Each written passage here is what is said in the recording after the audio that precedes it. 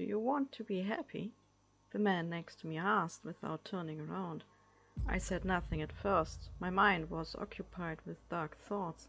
The last nights had been shaped by memories and sleeplessness. It took me a while to realize through the fog that someone spoke to me. "Doesn't everyone?" I asked with irony, barely taking a stranger's question seriously. How did he know about my bad mood anyway? "Not everyone gets the chance," the stranger continued in a natural tone, yet he still faced away from me. A dark coat and hat concealed his stature. A feeling like ants crawling on my skin took hold of me, although it was very faint. Something about the stranger was odd, unsettlingly odd. I was on my way to university like every morning, the full train making it impossible to move, and the people talking to each other or their phone erased any awareness for the person next to them. So I guess it was no surprise no one but me noticed the stranger. I said nothing to him. My guts told me to be careful. To my relief, the stranger didn't say anything more either.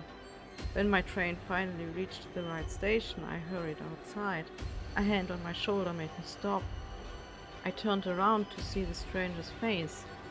A shiver seized my body and paralyzed my mind. "I could make you happy forever." He continued our little talk. I couldn't answer. His unnatural white smile reminded me of some creepy Mickey Mouse horror story. The eyes were hidden beneath the head's brim. Not that I was eager to discover more. Acting on instinct, I only answered that I was fine. At least I thought it was me answering. My voice sounded strange to my own ears. Forgotten was my heavy mood from the previous night, turned into one might have called fright. Not waiting for a response, I turned away to be on my way. I looked over my shoulder a few times while walking, but no stranger in a coat followed. His creepy smile, though, had burnt itself into my mind. The day went on as usual, and the routine of lectures and practicals let me calm down. Forgotten was my earlier dread until I entered the train bound for home. Out of the corner of my eye, I saw a man in a dark coat. Instantly my mind went back to the morning's encounter, but it was just an ordinary man. There was no big smile on his face. Perhaps I had only imagined the strange occurrence in the morning. Coming home, reading a book and listening to music did the trick like always. Before I knew it, I was falling asleep and waking up after yet another crappy night in the early morning. When I walked to the train station, a woman crossed my way. Still half asleep, with my head in the clouds, I barely avoided bumping into her. "Sorry," I muttered, looking at her to see the reaction. "No worries, my dear." She frolicked with a smile. My heart dropped a beat at the repeated scenery of her plastic smile. She must have seen my shock, because when I turned to hurry on, a ghastly laughter followed me, echoing through the grey morning like ripples in a pond. Or was it just my imagination? A product of my tired mind? Please, God, let it be a dream, I thought while walking. But it wasn't a dream. Deep inside, I knew it. Ignoring the people around on my way to the faculty, I just hurried on. I didn't want to ponder what might be true and what might be the results of my sleepless nights. The lab would be safe. The lab was always safe. In there, I knew what was happening. In there, I didn't have to think about people or the world in general. The sediment core for my assessment for one of my subjects was waiting. The long tube, filled with horizontal layers of soil, was cut in half and lying ready for me on the long counter. It was very early, so there weren't many other people there. Most started at 9 o'clock. I liked to be almost done by then. When they came with coffee, I would be only one more hour before packing my stuff and finding a suitable place for the following report.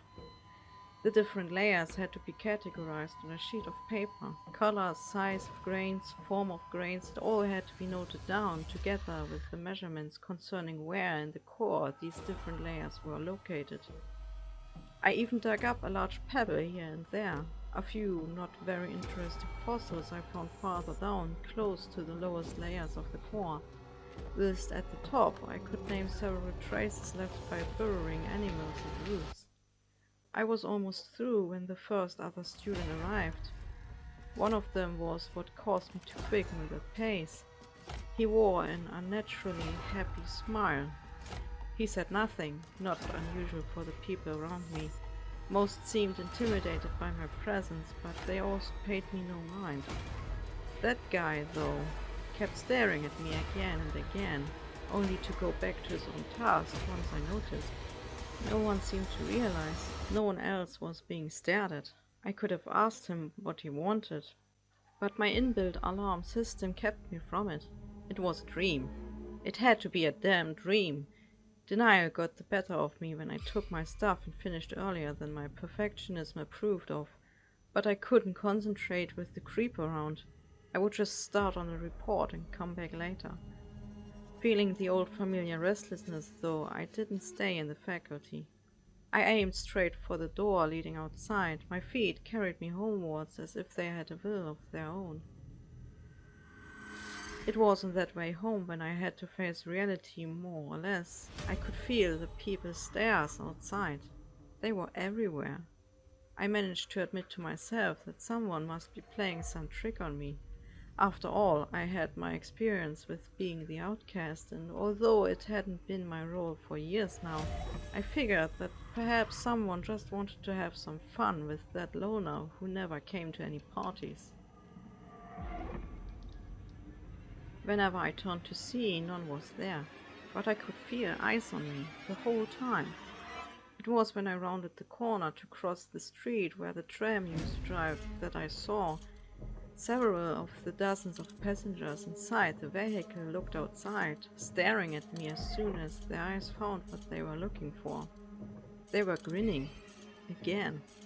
Their eyes followed me until I was too far away for them to see. A shiver ran down my spine. It was starting to get a habit. I shook my head. The tram was going at high speed. Certainly I had just imagined things. The man in the coat was still in my head ever since that encounter. The woman, the student, the people on the street, it was just my mind playing tricks. It had to be. Without any evidence supporting my shrewd observings, I brushed it off once again. Only at home I noticed that my mind had all kinds of excuses to not focus on my work. It was infuriating me, the absurd idea of grinning people chasing me. And yet it upset me more than I liked. Unable to clear my thoughts, I got drunk that afternoon. There's nothing better for a student than to clear one's head from all the lectures by indulging in some good stuff to wipe the hard disk. It did not always work in my case, but it helped fairly well. Another horror came 2 days later. I decided to go back to the university like usual, determined to prove to myself that this was nothing but nonsense.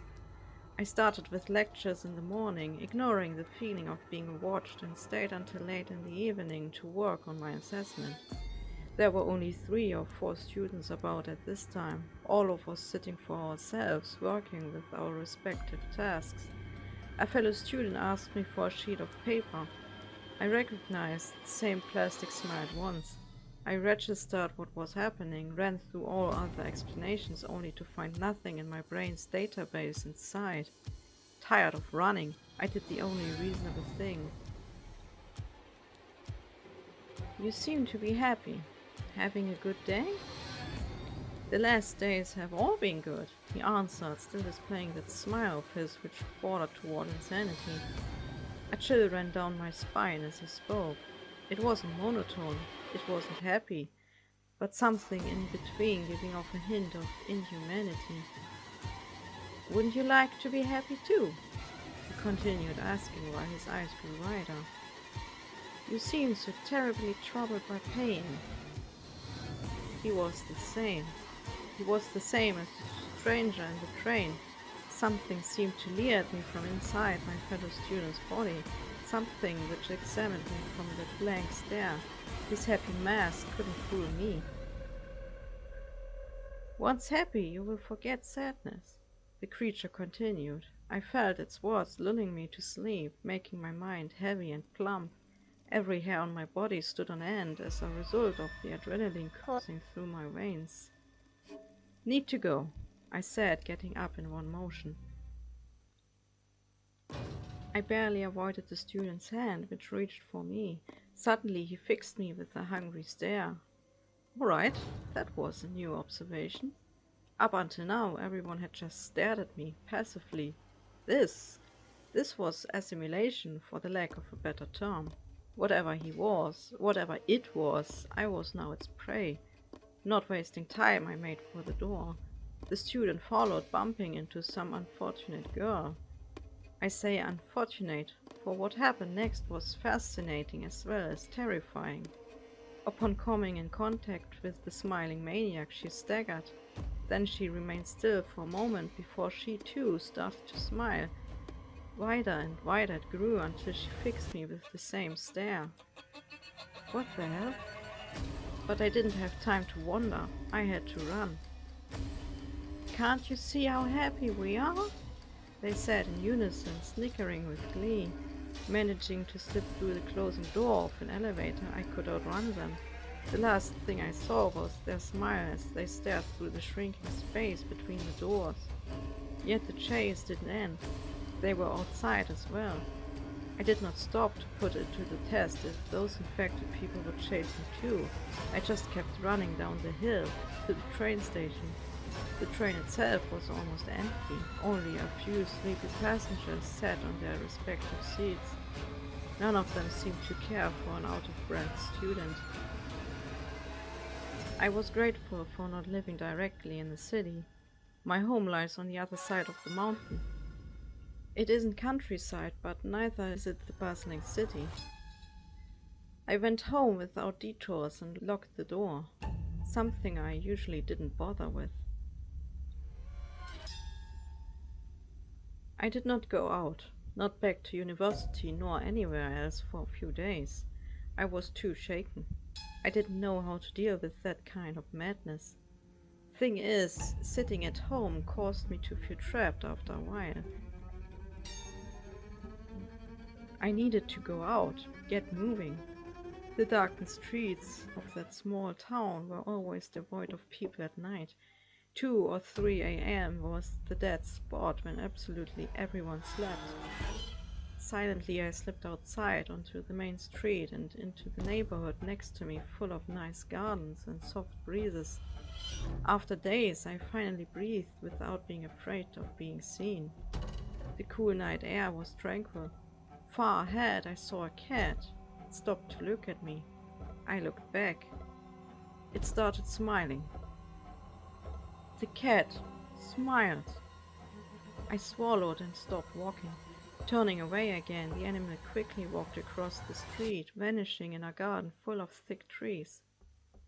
I should have turned back at that point, but being almost fearlessly curious had always been one of my problems, so I kept walking until the way through the neighborhoods joined the large main street again.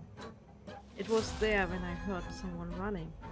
I heard even more running behind him. I quickly ducked around the corner of a hedge.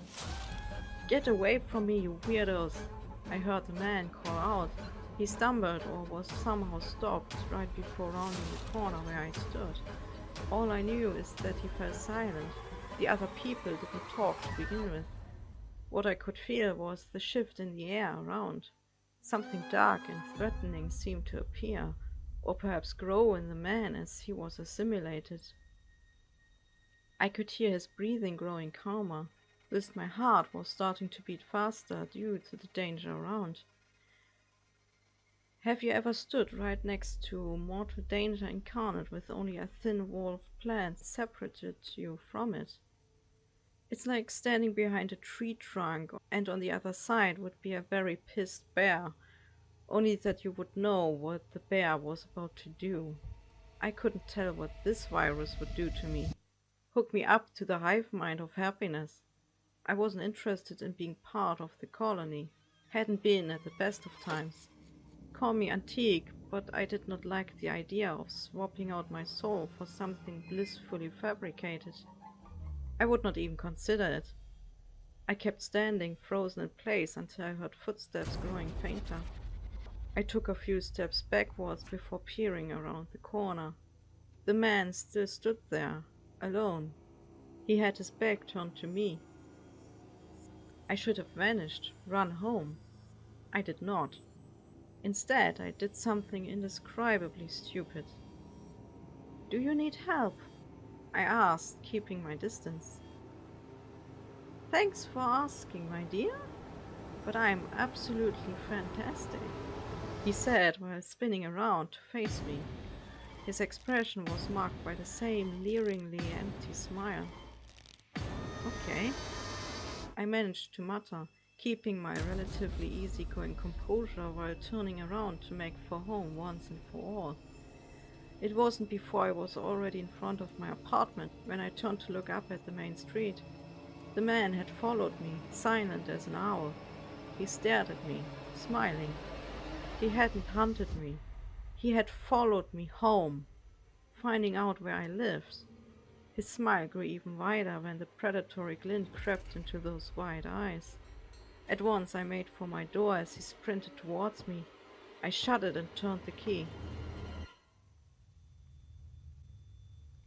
After getting home that night, I stopped going out entirely. Not even a short stroll could tempt me. Too great was the fear of getting infected by happiness. I had followed the news for a while now just to see if I was mad. I wasn't. First, they had called it a pandemic, something that spread upon contact and at an exponential rate. It took only a few weeks for society to be completely corrupted by it. As soon as even the people on TV started smiling like crazy, I switched off the TV for the foreseeable future. Nothing changed for that matter, though. Life continued, trains drove, people worked, yet all of them wore that unsettling smile. Sorrow, they said, was a thing of the past, something people would only know from stories from now on, given that people still read stories, for with that happiness came also a kind of monotone mindset. Nothing mattered. Like robots, they carried on, not dreaming, not feeling, not thinking. As long as they smiled, everything was fine. The world could go down and die, it would mean nothing to them. With concern, I saw my resources of dry goods dwindle. My mind wandered back to the last unpleasant incident at university. This thing would recognize me. Perhaps it was even searching for me. As if to confirm my fears, a loud knock came from my front door. I froze in place immediately. My mind reeled with the memories as well as the faint touch of madness from the missing contact with other human beings. Ghastly laughter filled my ears, accompanied by sneering whispers barely perceivable. Another heavy knock sounded, increasing the insane noises. Like being guided by invisible strings, my legs moved towards my home's entrance, my mind playing several possible futures, my sense trying its best to not pay heed to the falsehood produced by my fear-induced self. When my hand reached for the doorknob, I didn't feel the cold metal. My body was numbed by the unreal happenings. The shock of seeing the same stranger with whom this nightmare had begun was just another fact in a world gone mad. Days earlier it might have had an impact, but all the wide grin invoked now was relief. I would face my fear, and I would go down or prevail. "Are you having a good day?" the stranger asked in the same monotone voice I had memorized. "I'm always having a good day," I replied stubbornly, not prepared to play its game. For a moment the entity studied me, never altering its facial expression. Unable to ignore the stomach-churning grin, I looked at his buttoned coat instead. The head still hid the eyes, which I assumed harbored the same hungry gaze I had encountered from the students. "You are lying. Don't you want to be happy?" "Of course I want to be happy. Who doesn't?" I said jokingly. When the stranger reached out to touch me, I took a step back. Like a predator, he followed until both of us stood in my kitchen. There he stopped, cocking his head. "What you give is not happiness," I continued. its numbness. A mask, nothing more than a facade. For the first time, the disgusting smile wavered. I felt the air around us freshen up like a storm. "What?" he exclaimed, his tone a mixture of anger and confusion. The reaction gave me new courage. People might be miserable or sad or angry, but without that there would be no happiness. Blazing eyes made of fire locked with my own. Taking a step forward, I carried on nonetheless. "So to come back to your question, no, I do not want to be happy. I do not want to be sad, but I want to be me." With that, the winds fell silent, and the fire in the stranger's eyes died down to a gentle glow.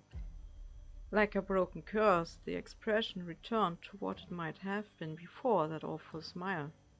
Warm and content.